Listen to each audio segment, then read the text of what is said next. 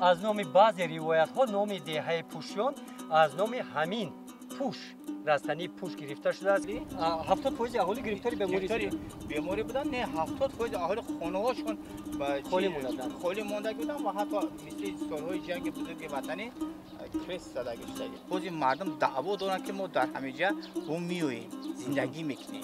بعضی اهالی نسبت به سالهای پیشینه در اینجا زیاد چیزایی هست.